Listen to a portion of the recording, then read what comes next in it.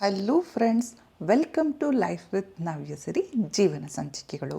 So ಇನ್ನೂ ಯಾರ್ಯಾರು ಈ ಒಂದು ಚಾನಲ್ಗೆ ಸಬ್ಸ್ಕ್ರೈಬ್ ಆಗಿಲ್ವೋ ಪ್ಲೀಸ್ ಸಬ್ಸ್ಕ್ರೈಬ್ ಮಾಡಿಕೊಂಡು ಈ ಒಂದು ವಿಡಿಯೋನ ನೋಡಿ ಅಂತ ಹೇಳ್ತಾ ಈ ಒಂದು ಬ್ಲಾಗ್ನ ಸ್ಟಾರ್ಟ್ ಮಾಡ್ತಾ ಇದ್ದೀನಿ.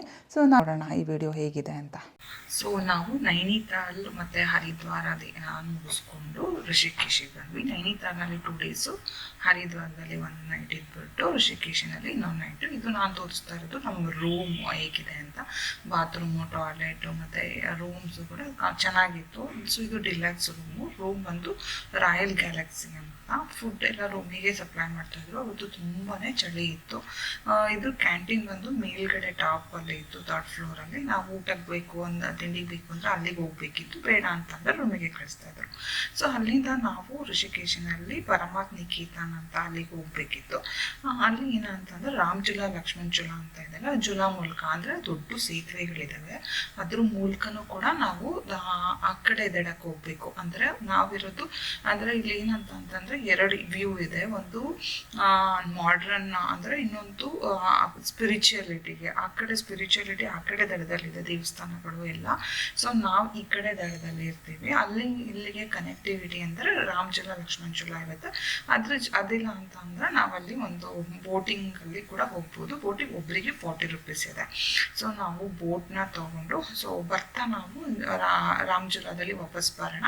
ಸೊ ಹೋಗ್ತಾ ಬೋಟಲ್ಲೇ ಹೋಗೋಣ ಅಂತ ಅಂದ್ಬಿಟ್ಟು ಬೋಟಿಂಗಿಗೆ ತಗೊಂಡ್ವಿ. ಸೊ ನಾವು ಬಂದಾಗ ಇನ್ನೂ ಯಾರೂ ಜನನೇ ಇರಲಿಲ್ಲ. ಅದು ತುಂಬವರೆಗೂ ಬೋಟಲ್ಲೇ ವೆಯ್ಟ್ ಮಾಡ್ತಾ ಇದ್ವಿ. ಸೊ ಎಲ್ಲ ನೋಡಿಕೊಂಡು ಲಕ್ಷ್ಮಣ್ ಜುಲಾ ನಾವು ಹೋದಾಗ ಕ್ಲೋಸ್ ಆಗಿ ಹೋಗ್ಬಿಟ್ಟಿತ್ತು. ಅದು ಕೂಡ ಇದಕ್ಕಿಂತ ಅದಕ್ಕೆ ದಡದಕ್ಕೆ ಹೋಗೋದಕ್ಕೆ ಕಟ್ಟಿರ್ತಕ್ಕಂಥ ಸೇತುವೆ. ಅದು ತುಂಬ ಹಳೇದಾಗಿದ್ದರಿಂದ ಅದು ತುಂಬ ಪ್ರಾಬ್ಲಮ್ ಇದೆ ಅಂತ ಅಂದ್ಬಿಟ್ಟು ಜನ ಬಿಡ್ತಾ ಇಲ್ಲ ಅಲ್ಲಿ. ಆ್ಯಂಡ್ ಮೇಂಟೆನೆನ್ಸಲ್ಲಿ ಇಟ್ಟಿದ್ದಾರೆ ಲಕ್ಷ್ಮಣ್ ಜುಲಾನ. ರಾಮ್ ಜುಲಾ ಮಾತ್ರ ಅದು ಆಲ್ಟರ್ ಮಾಡಿದ್ದಾರೆ ಇವಾಗ, ಕನ್ಸ್ಟ್ರಕ್ಷನ್ಸ್ ಎಲ್ಲ ಅಂದರೆ ಫಸ್ಟ್ ಇದು ಕೂಡ ಹಳೇದು. ಸೊ ಅಲ್ಲಿಂದ ನಾವು ಪರಮಾತ್ಮ ನಿಕೇತನ್ ಅಂತ ಈ ಕಡೆಗೆ ಬಂದ್ವಿ. ಸೊ ಅಲ್ಲಿ ಪರಮಾತ್ಮ ನಿಕೇತನಲ್ಲಿ ಆ ಕಡೆದಲ್ಲಿ 3-4 ದೇವಸ್ಥಾನ, 4ರಿಂದ 5 ದೇವಸ್ಥಾನಗಳಿದ್ದಾವೆ. ಮತ್ತು ಅಲ್ಲಿ ಯೋಗ ಆಶ್ರಮಗಳು ಅದೆಲ್ಲ ಇದ್ದಾವೆ. ಸೊ ಹೋಗ್ತಾ ಇದ್ದೀವಿ ಇವಾಗ ಬೋಟಲ್ಲಿ.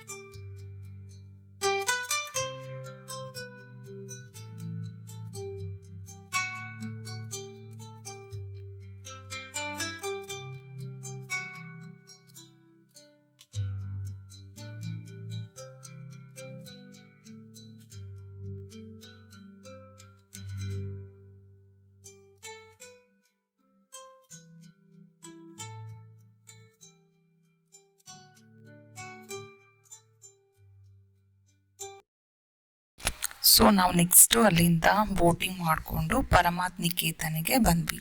ಸೊ ಇಲ್ಲಿ ಯೋಗ ಫೆಸ್ಟಿವಲ್, ಇಂಟರ್ನ್ಯಾಷನಲ್ ಯೋಗ ಫೆಸ್ಟಿವಲ್ ಕೂಡ ನಡೆಯುತ್ತೆ. ಸೊ ಇಲ್ಲಿ ಎಲ್ಲ ಮೂರ್ತಿಗಳು, ಸ್ಟ್ಯಾಚ್ಯೂಗಳು ಕೂಡ ಇಲ್ಲಿ ಇಟ್ಟಿದ್ದಾರೆ. ಮತ್ತು ಹಿಂದೆ ನಡೆದಿರ್ತಕ್ಕಂಥ ರಾಮಾಯಣ, ಮಹಾಭಾರತದ್ದು ಕೆಲವೊಂದೊಂದು ಇನ್ಸಿಡೆಂಟ್ಸ್ಗಳನ್ನ ಇಲ್ಲಿ ಒಂದು ಸ್ಟ್ಯಾಚ್ಯೂ ಮಾಡಿ ಒಂದು ದೃಶ್ಯದ ಮೂಲಕ ನಾವು ನೋಡಬಹುದು. ಸೊ ಅಲ್ಲಿ ಒಂದು ಕಾಮ್ ಆಗಿದೆ, ಪೀಸ್ಫುಲ್ ಆಗಿದೆ ಪ್ಲೇಸು. ಸೊ ಎಲ್ಲ ಕಡೆ ಸ್ವಲ್ಪ ಟೈಮ್ ಪಾಸ್ ಮಾಡಿಕೊಂಡು ಇಲ್ಲಿ ಇನ್ನೊಂದು ಏನಪ್ಪ ವಿಶೇಷತೆ ಅಂತ ಅಂದರೆ ತುಂಬ ಅತಿಥಿ ಭವನಗಳು, ಗೆಸ್ಟ್ ಹೌಸ್ಗಳಿದ್ದಾವೆ. ಮತ್ತು ಆಧ್ಯಾತ್ಮಿಕ ತುಂಬ ಪ್ರತಿಮೆಗಳನ್ನೆಲ್ಲ ಇಲ್ಲಿ ಇಟ್ಟಿದ್ದಾರೆ. ಲಕ್ಷ್ಮಣ, ಶಂಕರಾಚಾರ್ಯರು, ಮತ್ತು ಶಿವನ, ರಾಮ, ಸೀತೆ, ಈ ಥರ. ಸೊ ಇಲ್ಲಿ ಸತ್ಸಂಗ ಭಜನೆಗಳು ಕೂಡ ನಡೆಯುತ್ತೆ ಯಾವಾಗ್ಲೂ. ಸೊ ನೋಡಿ, ನಾನು ತೋರಿಸ್ತಾ ಇರೋದು ಎಲ್ಲ ಪ್ರತಿಮೆಗಳು. ಮತ್ತು ಅಲ್ಲಿ ಅದ್ರದ್ದು ಇವಾಗ ಲಾರ್ಡ್ ಲಕ್ಷ್ಮಣ, ರಾಮ, ಸೀತಾ ಮತ್ತು ಎಲ್ಲ ಲಿಬರ್ಟೀಸ್ಗಳನ್ನ ಅಲ್ಲಿ ನೋಡ್ಬೋದು.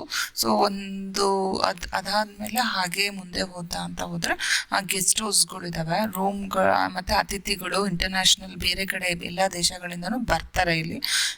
ಮತ್ತು ಸತ್ಸಂಗ ಭಜನೆಗಳು ಕೂಡ ಯಾವಾಗಲೂ ಸಂಜೆ ಹೊತ್ತು ನಡೀತಾ ಇರುತ್ತೆ. ಸೊ ಯಾರೂ ಮಾತಾಡಬಾರ್ದು ಅಂತ ಅಲ್ಲಿಗೆ ಬಿಡಲ್ಲ ನಮಗೆ. ತುಂಬ ಕಾಮ್ ಆಗಿರುತ್ತೆ ಆ ಪ್ಲೇಸು. ಮತ್ತು ಇನ್ನೊಂದು ಪಂಡಿತರು, ಆಚಾರ್ಯರು, ಗ್ರಂಥಗಳು ಅವನ್ನು ಕೂಡ ಇಲ್ಲಿ ಇಟ್ಟಿದ್ದಾರೆ. ತುಂಬ ಪ್ರವಚನಗಳು ಮತ್ತು ವೇದ, ಉಪನಿಷತ್ಗಳು, ಭಗವದ್ಗೀತೆ, ಧರ್ಮಸ್ತೋತ್ರಗಳು ಅದನ್ನೆಲ್ಲ ಪಾಠಗಳನ್ನ ಇಲ್ಲಿ ನಡೆಸ್ತಾರೆ, ಪಾಠ ಹೇಳ್ಕೊಡ್ತಾರೆ.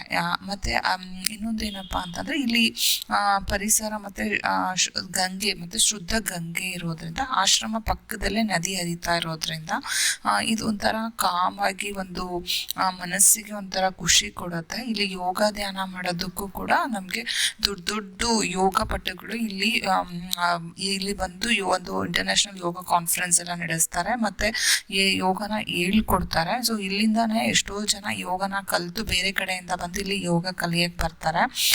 ಅದರಿಂದ ಅವರಿಗೋಸ್ಕರ ಅತಿಥಿ ಗೃಹಗಳು ಮತ್ತು ಎಲ್ಲ ತುಂಬ ಚೆನ್ನಾಗಿರೋ ಗೆಸ್ಟ್ ಹೌಸ್ಗಳು ಕೂಡ ಸ್ಟೇಯಿಂಗಿಗೆ ಇರೋದಕ್ಕೆ 10 days 15 days ಇದ್ಬಿಟ್ಟು ಯೋಗ ಕಲ್ತ್ಕೊಂಡು ಹೋಗ್ತಾರೆ. ಅವಳು ಕೂಡ ನಡೆಯುತ್ತೆ, ಯೋಗ ಶಿಬಿರಗಳು. ಪ್ರಪಂಚಾದ್ಯಂತದಿಂದ ಜನರು ಇಲ್ಲಿ ಬಂದು ಯೋಗ ಕಲಿತಾರೆ.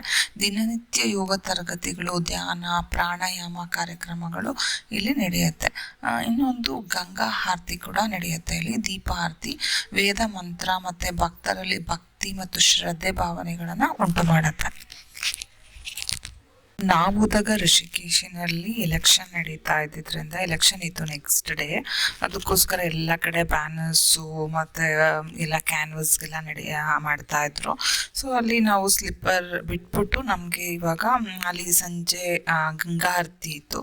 ಸೊ ಗಂಗಾ ಆರತಿಗೆ ಕೂತ್ಕೊಳ್ಳೋಣ ಅಂತ ಹೋಗ್ತಾ ಇದ್ವಿ. ಸೊ ಅಲ್ಲಿ ಜ್ಯೂಸು ಸ್ವಲ್ಪ ಕುಡ್ಕೊಂಡು ಹಾಗೆ ಎಲ್ಲ ನೋಡ್ಕೊತ ಗಂಗಾ ಆರತಿಗೆ ರೆಡಿ ಆಗ್ತಾ ಇದ್ದೀವಿ. ಸೊ ಗಂಗಾ ಆರತಿ ಇಲ್ಲಿ 2 ಕಡೆ ನಡೆಯುತ್ತೆ, ತ್ರಿವೇಣಿ ಘಾಟಲ್ಲೂ ನಡೆಯುತ್ತೆ, ಅಲ್ಲಿಗಾದರೂ ಹೋಗ್ಬೋದು. ಇದೇ ಟೈಮಲ್ಲೇ ನಡೆಯುತ್ತೆ 2 ಕಡೆನೂ. ಸೊ ನಾವು ಆಲ್ರೆಡಿ ಇದು ಪರಮಾತ್ಮ ನಿಕೇತನಲ್ಲಿ ಇದ್ದಿದ್ದರಿಂದ ಸೊ ಅಲ್ಲೇ ಗಂಗಾ ಆರತಿನ ನೋಡಿಕೊಂಡು ನೆಕ್ಸ್ಟ್ ಡೇ ಮಾರ್ನಿಂಗ್ ತ್ರಿವೇಣಿ ಘಾಟ್ಗೆ ಹೋದರೆ ಆಯಿತು ನೋಡ್ಕೊಂಡು ಹೋಗೋಣ ಅಂತ ಅಂದ್ಬಿಟ್ಟು ಗಂಗಾ ಆರತಿಗೆ ಹೋಗ್ತಾ ಇದ್ದೀವಿ ಈಗ.